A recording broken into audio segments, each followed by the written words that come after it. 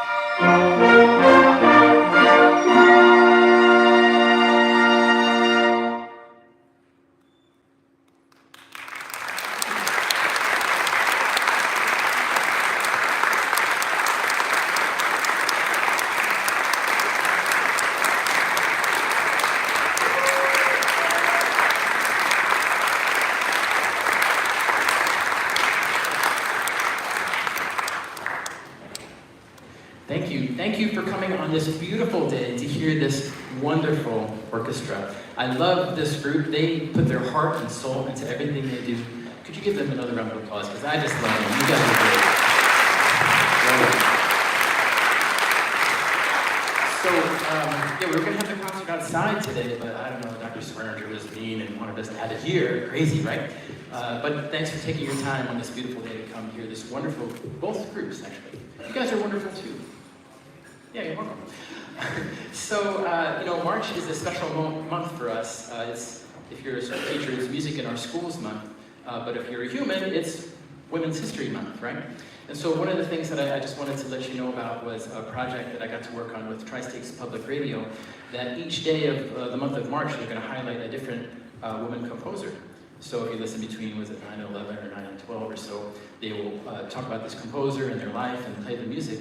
And I think that's important to discover some of this music that might have been lost or overlooked.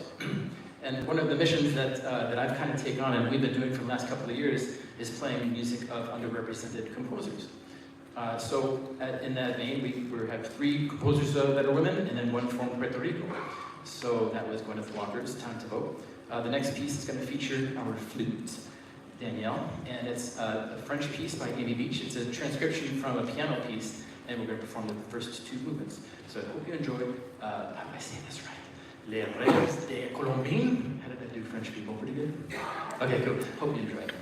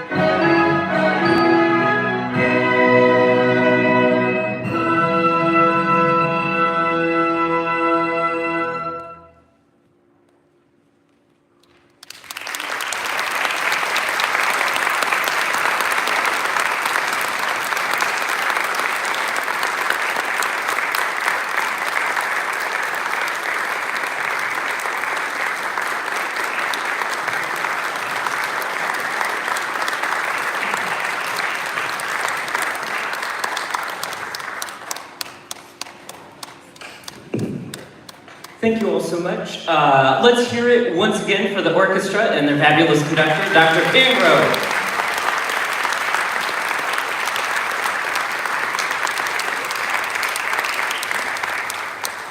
At this time, it says short intermission. I don't expect it to be more than 10 minutes, but 10 minutes is a great time to use the facilities if you need, or to buy a canvas for $5 from the lobby if you're interested in doing a little painting. But we'll need about 10 minutes to get the wind ensemble on stage, and I will announce when the next part of the concert will begin. Thank you so much.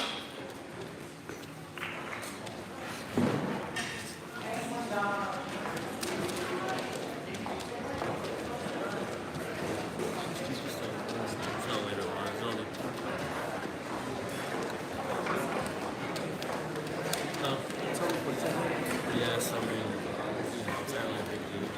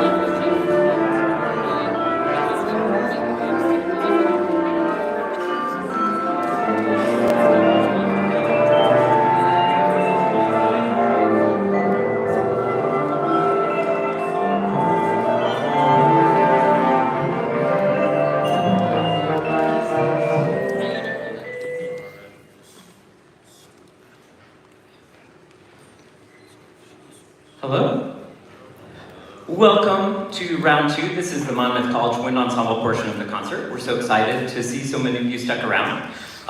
So what we're going to do is we're going to tune up real fast. I will leave and then come back out, and I think you're in for a fantastic program. This first piece, I just wanted to say, it is a Japanese piece by a Japanese wind band composer. The very beginning is like Japanese court music in your face.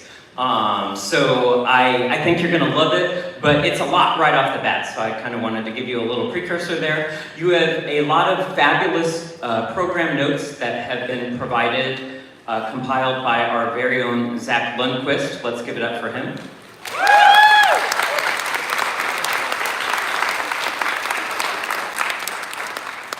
So thank you again for being here.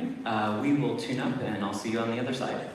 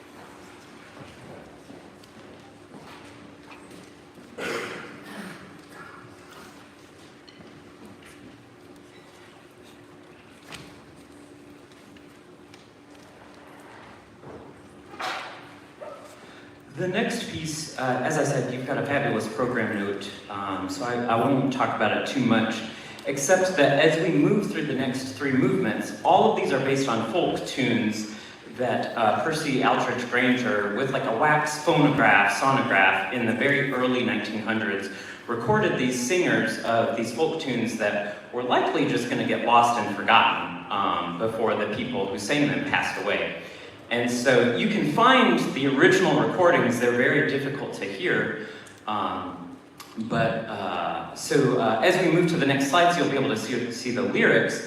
What's really cool about this very, very wonderful standard of the wind band literature is that a lot of composers in the early 1900s, when they were collecting these folk songs, they would go to this village, hear this person sing it. Oh, they messed up this note here. Go to a different village. Oh, this person, they kind of made this rhythm too long. It doesn't make sense. Oh, okay. So a lot of composers would take all of that information and fix it. And make it correct, make it sound pleasing, fit it into the rhythm and meter. But when Granger did this, not only did he try to honor the music itself, but also each performer is encapsulated in these movements, as Zach eloquently states in the program note. So especially like the second movement, you'll notice some elongation and some chords that actually sound painful. And that's because when the singer was recording it, he probably went, like it was just a part of his expressive sound. And you'll hear that scored in the ensemble, and I think that's wonderful and fantastic. So we're doing 3 of the 6. I hope you enjoyed Percy Granger's Lincolnshire Posy.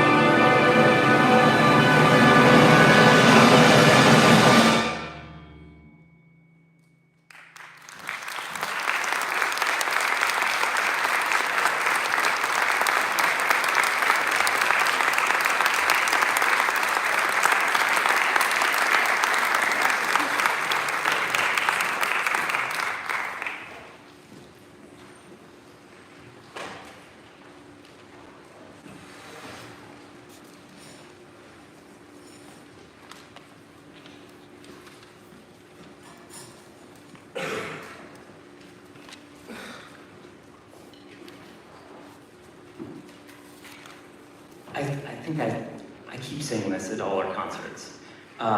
This might be my favorite concert, but this might actually be my favorite concert because of what's about to happen. In the fall, our exec board, if you serve on the exec board, wave, say hi. Are they waving? Oh. Had this great idea to do a conducting raffle. So as some of you might know if you're at one of our fall concerts, Professor David Wright, full professor at Monmouth College, won the chance to conduct the wind ensemble and conducted a Sousa March, and it was fabulous and absolutely cheesed up, and like he did such a wonderful job. He's just such an innately talented musician, and we really appreciated that time. But he had actually won second place in the raffle because our first place winner was not able to be at our concert, and so today we get to make up that lost time, so to speak. So you've seen from the program, we've got Taylor Swift, who rules the world, and a little bit of Peter and the Wolf coming up. But I am extremely tired, so I'm done conducting. I would love to welcome to the stage our guest conductor, Eleanor Doro. Please welcome her.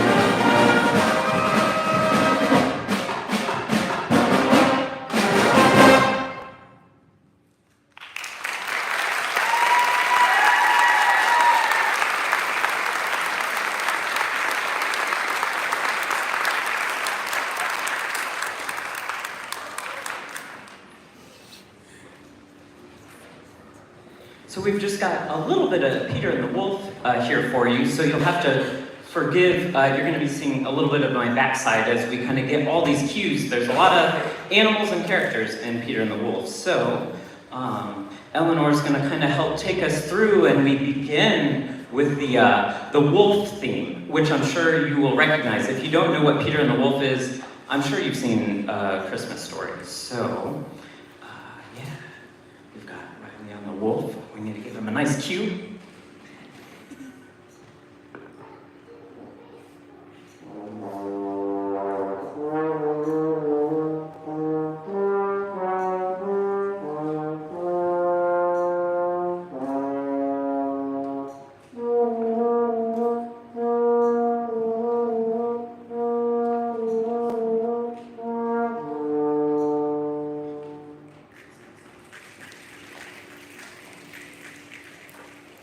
And then over here, played by the clarinet, of course, is the Cats theme. So we'll get that cue going.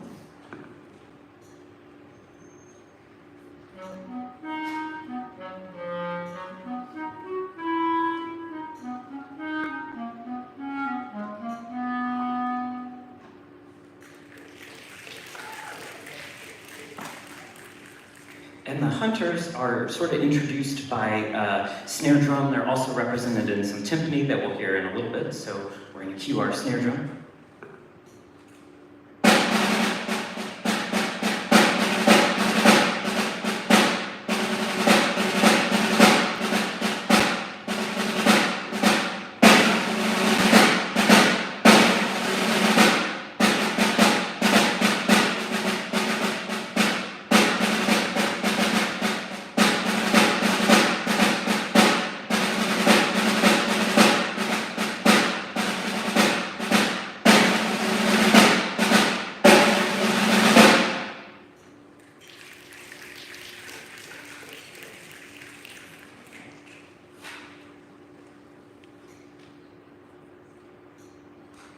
And then we come up to the front row here with Eloise, who naturally, the birds are represented by the flute. So we'll cue right here up front.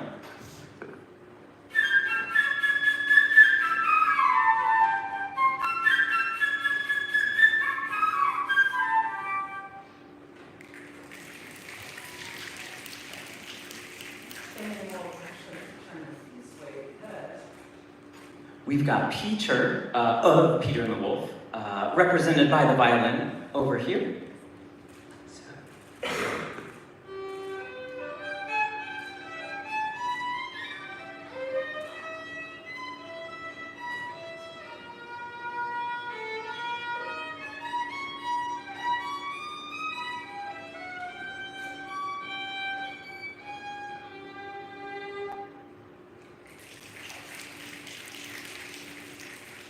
And then we come back into the ensemble with the grandfather's theme. You know, none of us listen enough to our grandfathers. They're very wise, have many years of great advice. So naturally, the bassoon is the grandfather. So.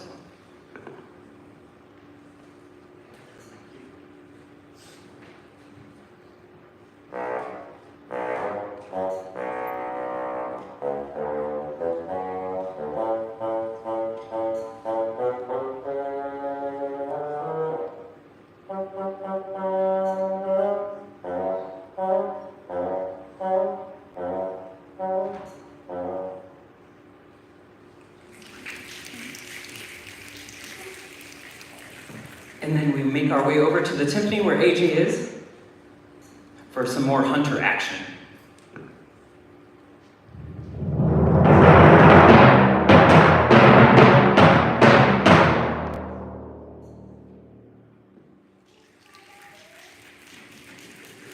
Because, of course, a timpani, also known as kettle drums, were originally supposed to be mounted on horses and stuff for hunting. And then we end now with the duck's theme, of course, played by the oboe.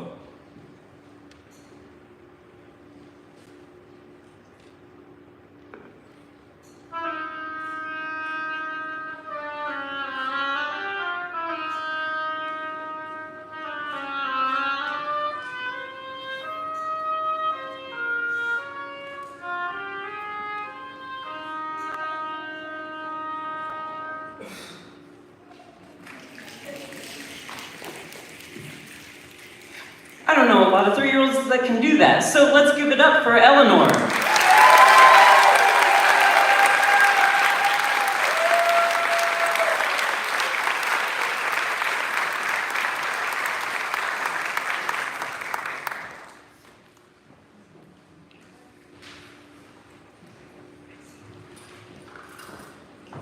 And of course, a tremendous thank you to Mommy and Daddy.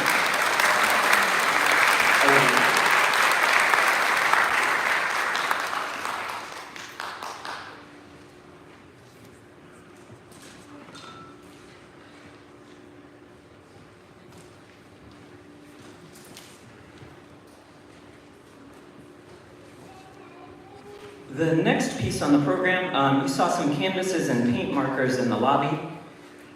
So I hope you'll enjoy this special treat. This is a wonderful piece. Again, there's a fantastic program note. I'm actually going to turn it over to who wrote it to tell you a little more about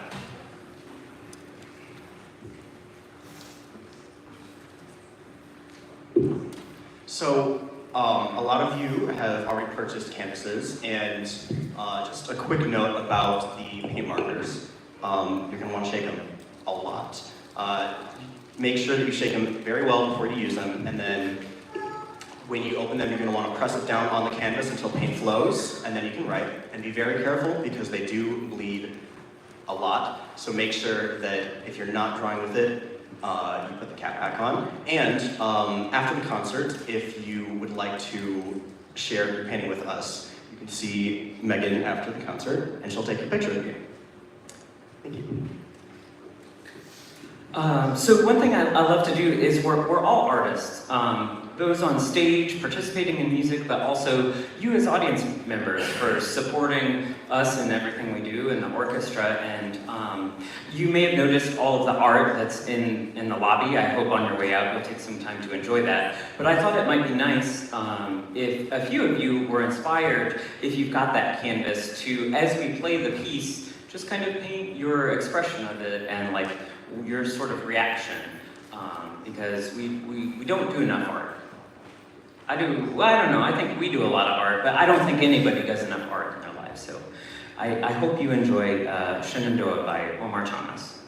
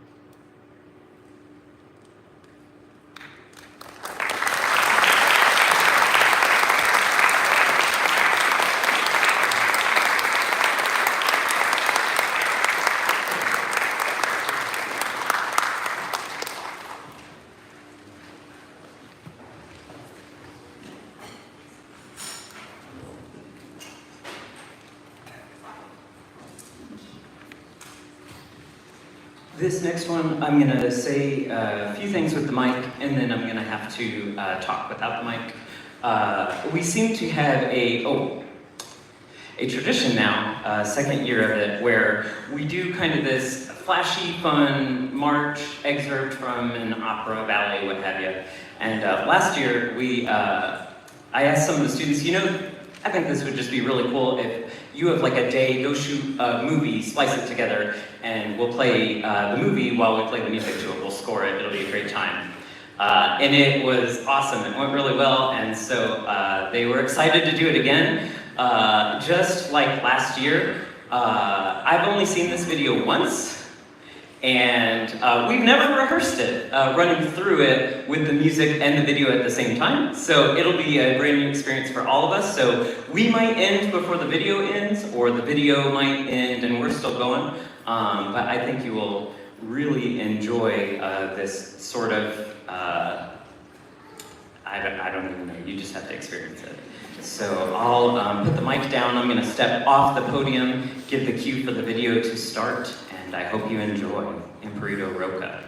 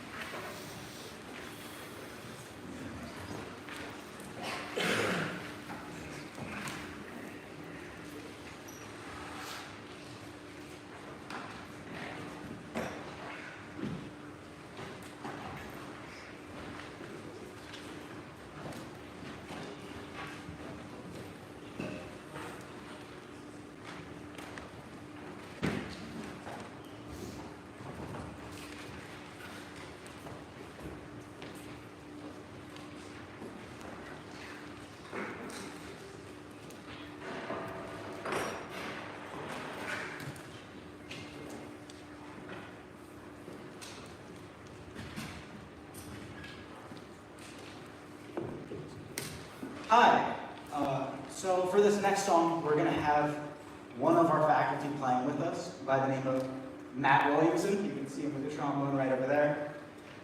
I was asked to talk a little bit about him as one of the members of his studio. Matt gives me trombone lessons every Tuesday, and it's only slightly the most stressful part of my week. Matt not only is teaching me to be a better trombone player, throughout every bit of our lessons, he's teaching me how to be less stressed day to day.